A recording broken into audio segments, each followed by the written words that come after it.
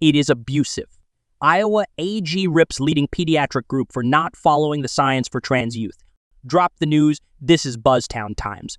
Iowa Attorney General Brenna Bird is doubling down on her calls for the country's leading pediatric association to update its guidelines for transgender youth to include warnings about the risks of puberty blockers and other hormone treatments. Bird said the American Academy of Pediatrics, AAP, is involved in children's health care in Iowa and all around the country, and we want them to update their policies right now.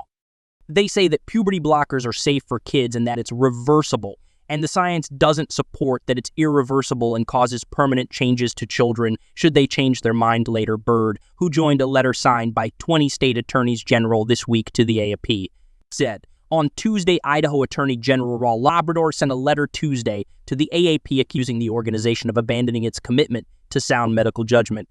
Bird, along with AGs from Alabama, Arkansas, Florida, Georgia, Idaho, Iowa, Kansas, Louisiana, Mississippi, Missouri, Montana, Nebraska, North Dakota, Ohio, South Carolina, South Dakota, Texas, and Utah, as well as the president of the Arizona Senate and the speaker of the Arizona State House of Representatives, signed the letter.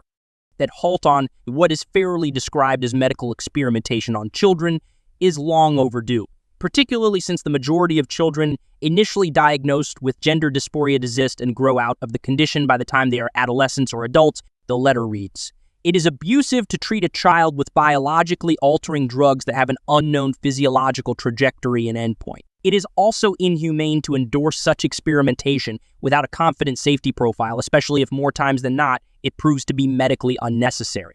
As procedures for transgender youth have become a hot-button issue in the culture wars, it's an issue that former President Trump has vowed to address by restricting the accessibility of procedures to minors. Meanwhile, VP Kamala Harris's stance is unclear, but the Biden-Harris administration backtracked earlier this year and said it supports overturning bans on sex change surgeries for children. According to unsealed documents published over the summer, health officials in the Biden administration successfully pressured the World Professional Association for Transgender Health to omit the age limit in its guidelines for transgender surgical procedures for adolescents.